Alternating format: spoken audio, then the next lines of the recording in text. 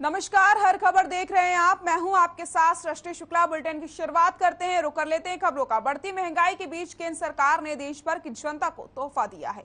महंगाई की मार झेल रहे लोग बीते लंबे समय से काफी परेशान थे, लेकिन सरकार का एक फैसला अब करोड़ों लोगों के चेहरे पर खुशी लेकर आया है। क्या कुछ है पूरा मामला, देखिए इस रिपोर्ट में।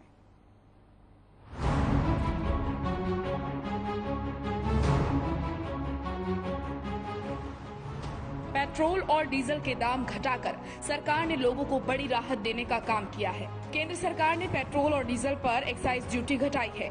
एक्साइज ड्यूटी घटाने से पेट्रोल 9.50 रुपए और डीजल 7 रुपए प्रति लीटर सस्ता हुआ है।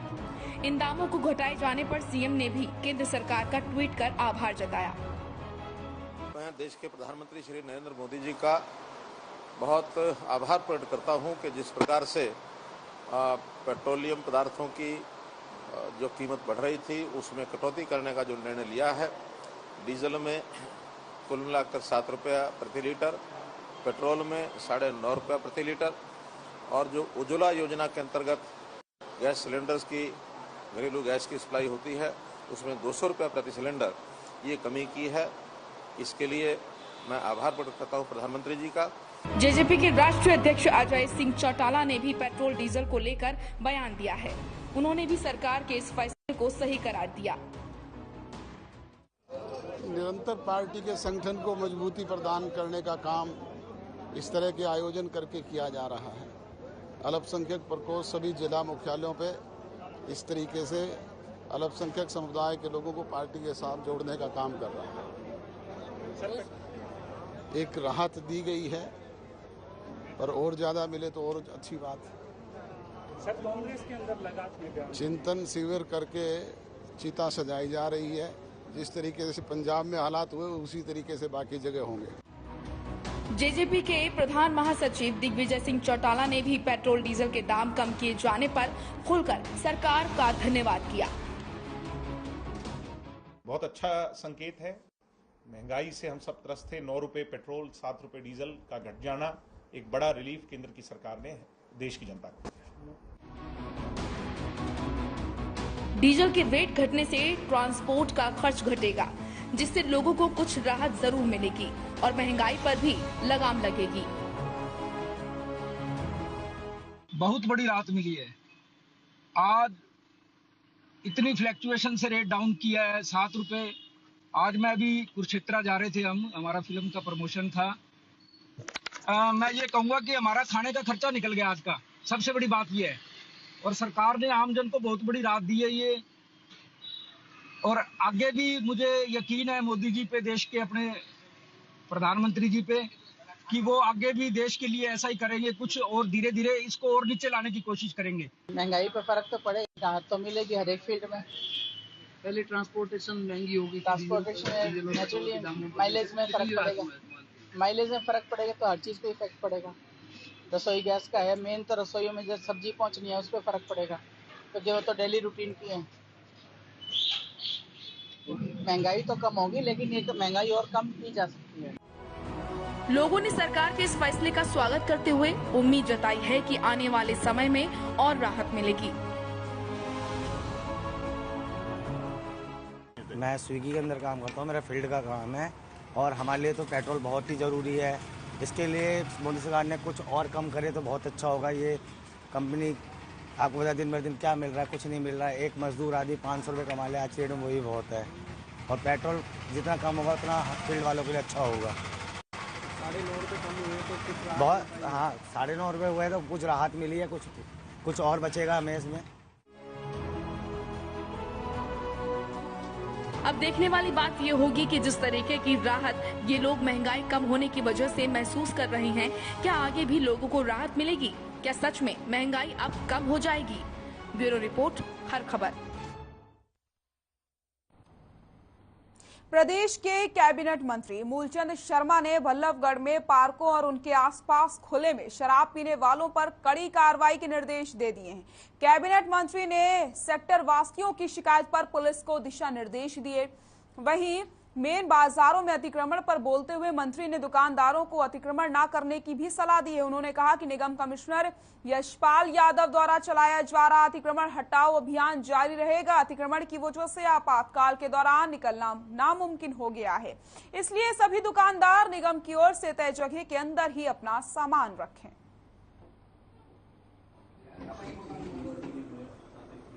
तो दुकानदारों से अतिक्रमण ना करने की अपील यहां पर की गई है। इसी के साथ खुले में जो लोग शराब पीते थे उन्हें भी सख्त हिदायत दे दी गई है कि किसी भी प्रकार के इस तरीके के मामले सामने ना आए, वरना कार्रवाई की जाएगी। पार्कों में शराब पीने वालों की अब खैर नहीं।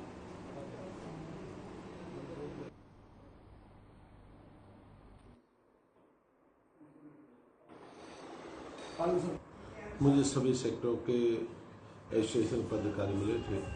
सेक्टर 2 की बात करें 65 की 64 62 जो खुले सेक्टर में लोग दारू पीते हैं गाड़ी में, और मैं पुलिस को हिदायत दी है कोई भी हो अगर खुले में कोई दारू पीता मिला 64 65 62 2 3 ऐसे लोगों के खिलाफ सख्त कार्रवाई हो। ऐसे लोगों को चाहे मेरा बेटा क्यों ना हो, ऐसे लोगों के खिलाफ कार्रवाई हो, अपना भी हो। ये जो लोगों के साथ बेटियों के साथ बदतमीजी होती है और शहर के वातावरण को असुरक्षित है, ऐसे खिलाफ पुलिस कार्रवाई करेगी और सख्ती के साथ ऐसे लोगों के साथ निपटा जाएगा।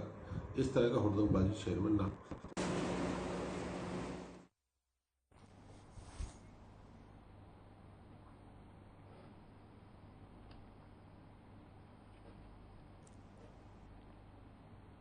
पूर्व मुख्यमंत्री और नेता प्रतिपक्ष भूपेंद्र सिंह हुड्डा ने पहरावर गांव की जमीन मामले को लेकर सरकार पर हमला बोला है। हुड्डा ने कहा कि कांग्रेस सरकार के कार्यकाल में पहरावर गांव की जमीन गौड़ ब्राह्मण संस्था को दी गई थी। उस जमीन को संस्थान से कोई नहीं छीन सकता। उन्होंने कहा कि पहरावर गांव की जमीन पर आज भी संस्था का ही अधिकार है। ये जमीन कांग्रेस ने संस्था को लीज पर दी थी। अगर सरकार इस फैसले से खिलवाड़ करती है तो कांग्रेस डटकर इसका विरोध करेगी।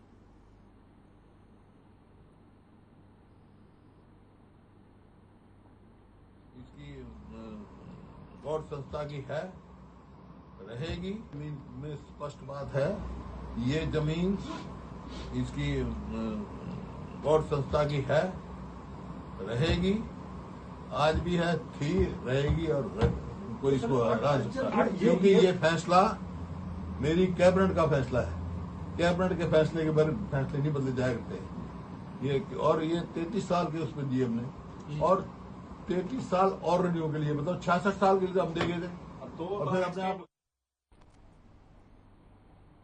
कुरुक्षेत्र के कस्बा शाहाबाद में पहुंचे आम आदमी पार्टी के वरिष्ठ नेता और पूर्व सांसद डॉक्टर अशोक तंवर ने कहा कि 29 मई को कुरुक्षेत्र में होने वाली अरविंद केजरीवाल की रैली मौजूदा गठबंधन सरकार के खिलाफ धर्म युद्ध का ऐलान होगा। कुरुक्षेत्र की पावन धरती पर केजरीवाल की ओर से उस दिन बदलेगा हरियाणा का आगाज किया जाएगा, जो कि आने वाले दिनों में राज्य के प्रत्येक कोने में आम जन तक पहुंचेगा। उस दिन राज्य का हर आम आदमी इस सरकार को बदलने के लिए आपके संकल्प का भागीदार बन करके यहां से जाएगा, और इसका असर राज्य में होने वाले हर छोटे बड़े चुनाव में देखने को मिलेगा।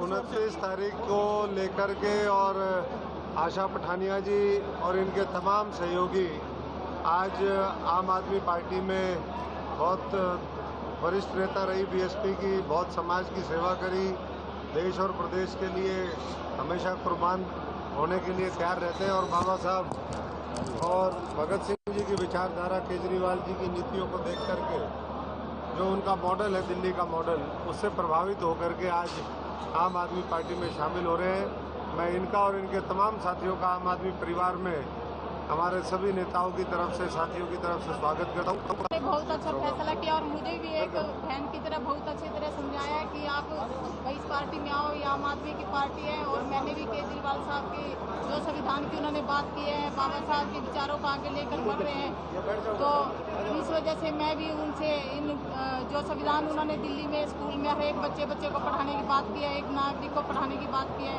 तो मैं भी इस बात से खुश होकर, और कुछ मेरे साथ जो मेरे समर्थक हैं, आपको पता है सारी पार्टियां खत्म हो चुकी है और मेरे समर्थक मुझे आम आदमी पार्टी में आज लेकर आ रहे हैं, तो मैं उनका भी तहे दिल से धन्यवाद करूंगी जो मेरे साथ आ रहे हैं।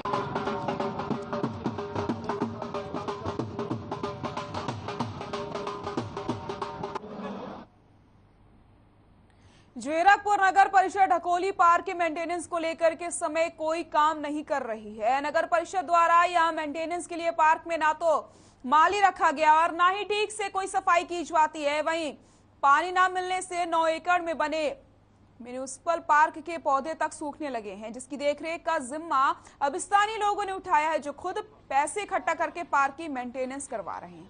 इसे लेकर के शनिवार को भाजपा राज्य कार्यकारिणी मेंबर और डेरा बस्ती से चुनाव लड़ चुके संजीव खन्ना के नेतृत्व में बड़ी संख्या में लोगों ने नगर परिषद जीरकपुर की कार्यप्रणाली पर सवाल उठाए। इस मौके पर संजीव खन्ना ने कहा कि जब नगर परिषद शहर में पार्कों और सड़कों का ही रखरखाव नहीं कर सकती तो उसे लोगों से प्रॉपर्टी टैक्स लेने का भी कोई हक नहीं है। उन्होंने कहा कि पिछले 1 साल से नगर परिषद द्वारा विकास के नाम पर 125 करोड़ रुपए खर्च करने का पता चला है, जबकि शहर में 1,25,000 रुपए भी खर्च हुए नहीं दिखाई दिए हैं।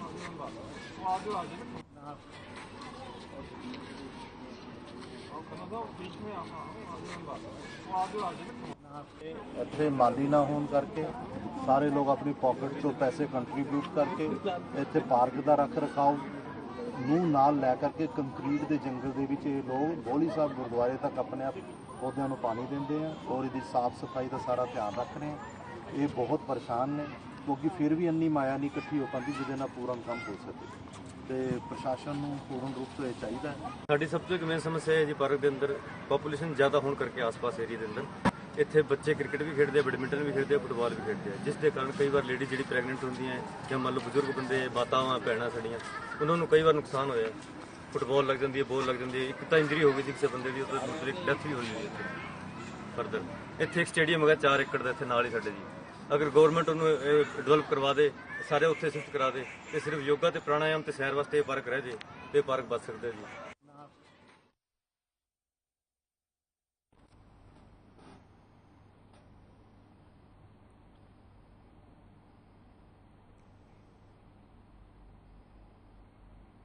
साइबर सिटी के न्यू रेलवे रोड के पास एक केमिकल और पेंट के गोदाम में अचानक से आग लगने से हड़कंप मच गया। वहीं मौके पर पहुंची फायर ब्रिगेड की 3 गाड़ियां आग बुझाने में जुट गईं, लेकिन फायरकर्मी जब तक आग पर काबू पाते तब तक लाखों रुपए का सामान जलकर राख हो चुका था। गनीमत ये रही कि जिस समय ये घटना हुई उस समय गोदाम में कोई भी मौजूद नहीं था, जिससे एक बड़ा हादसा होने से टल गया।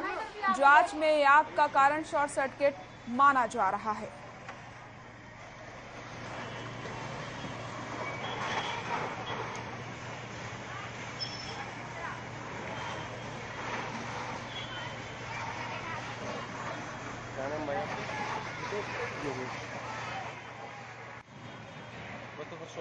एक्चुअली मैं भी यहाँ पास में अपने घर के पास था और वहाँ पे मैंने देखा कि बहुत ज़्यादा धुआं उठ रहा था। तो मैंने यहाँ पे आके देखा तो आग बहुत ज़्यादा लगी हुई थी और आसपास के लोगों ने बताया कि भाई यहाँ पे पेंट और ये केमिकल वगैरह रखे हुए थे, तो इनमें पता नहीं आग कैसे लगी, लेकिन ये आग काफ़ी हद तक बढ़ गई थी। अब तो ये काबू में आ गई है क्योंकि फायर ब्रिगेड वगैरह मौके पर आ गए थे, काफ़ी हद तक कंट्रोल। सूचना नहीं आई, मैं यहीं पे से गुजर रहा था तो मैंने देखा कि धुआं बहुत ज़्यादा उठ रहा है, आग लगी हुई है। तो मैंने तुरंत ही भीमनगर फायर स्टेशन में कॉल किया तो तुरंत ही 2 ही मिनट में गाड़ी आ गई थी। तो और 3 गाड़ी मैंने मंगवाई तो अभी लगभग काबू ही पा लिया है, थोड़ा बहुत।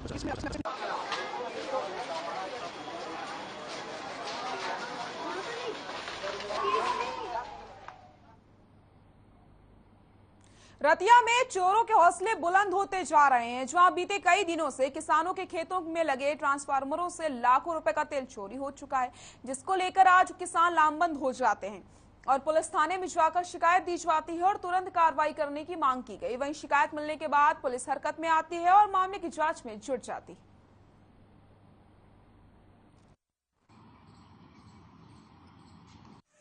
पिछले कई दिनों तो लगातार ਜਿਹੜਾ ਖੇਤਾਂ ਦੇ ਅੰਦਰ ਟਰਾਂਸਫਾਰਮਰ ਹੁੰਦਾ ਉਹਦਾ ਤੇਲ ਚੋਰੀ ਹੋ ਰਿਹਾ। ਲਗਭਗ 10 ਤੋਂ 12 ਕਿਸਾਨਾਂ ਨਾਲ ਇਹ ਘਟਨਾ ਵਾਪਰ ਗਈ ਵੀ ਰਾਤ ਨੂੰ ਚੋਰ ਜਾਂਦੇ ਨੇ, ਤੇਲ ਚੋਰੀ ਕਰਦੇ ਨੇ ਤੇ ਆ ਜਾਂਦੇ ਨੇ। ਤੇ ਪਹਿਲੀ ਵਾਰ ਨਹੀਂ ਹੋਇਆ, ਪਿਛਲੇ ਸਾਲ ਵੀ ਇਸੇ ਦਿਨਾਂ 'ਚ ਅਸੀਂ ਉਰੇ ਇਸੇ ਥਾਣੇ 'ਚ ਖੜੇ ਸੀ ਜੋ ਸਾਡੀਆਂ ਕੇਬਲਾਂ ਵੱਢੀਆਂ ਜਾਂਦੀਆਂ ਸੀ।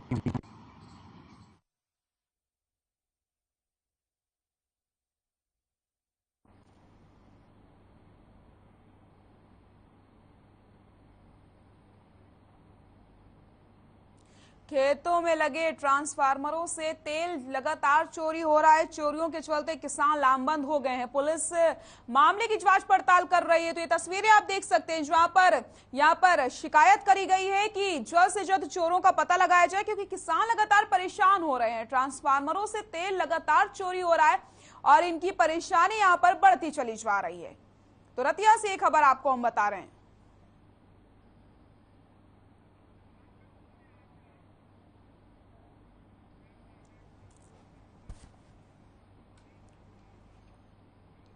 एक तो चिलचिलाती धूप और ऊपर से लगातार बढ़ता पारा, इसी बीच पीने का पानी ना मिले तो कल्पना कीजिए कितना मुश्किल होगा जीना। ऐसा ही मामला सामने आया है कुरुक्षेत्र से, जहां के पुराने शहर क्षेत्र में पीने के पानी की समस्या ने विकराल रूप धारण कर लिया है। पीने के पानी के लिए लोगों को पिछले 5 से 6 दिन से भटकने को मजबूर होना पड़ रहा है। इतना ही नहीं, पीने के पानी को लेकर के लोगों में झगड़े भी हो रहे हैं। जनप्रतिनिधियों और प्रशासन की उपेक्षा के बाद समाज सेवी ने ही क्षेत्र में पानी पहुंचाया। इसी दौरान महिला समाज सेवी ने बताया कि जब वो अपने जनसंपर्क अभियान में गुरु नानकपुरा मोहल्ले में आई थी तो यहाँ उनको पता चला कि 4-5 दिनों से लोगों को पीने का पानी नहीं मिल रहा। उसके बाद उन्होंने यहाँ पर लोगों को पानी पहुंचाया।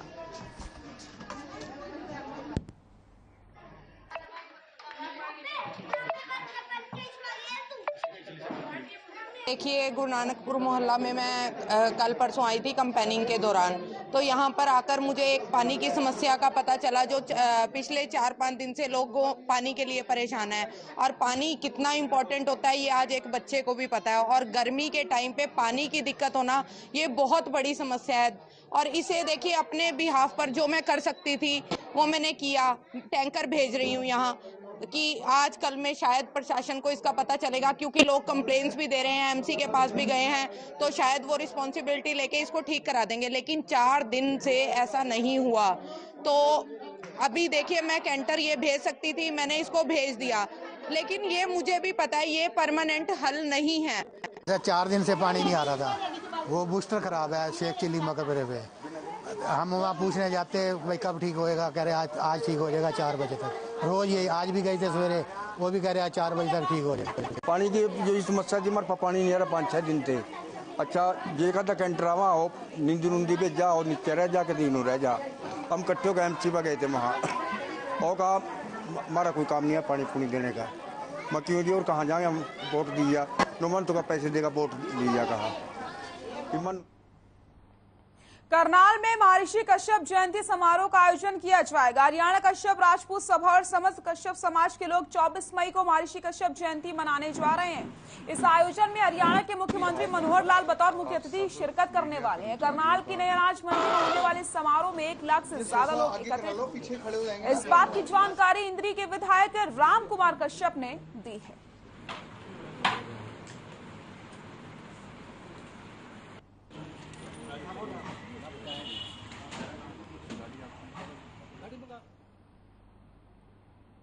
भवानी खेड़ा से जमालपुर के मुख्य सड़क मार्ग का कोई निर्माण कार्य नहीं होने से राहगीर परेशान है। प्रशासनिक गुहार के बावजूद भी सड़क निर्माण कार्य शुरू नहीं किया गया, जिससे ग्रामीणों में नाराजगी है। आखिर क्या कुछ है ये पूरा मामला, ये रिपोर्ट देखिए।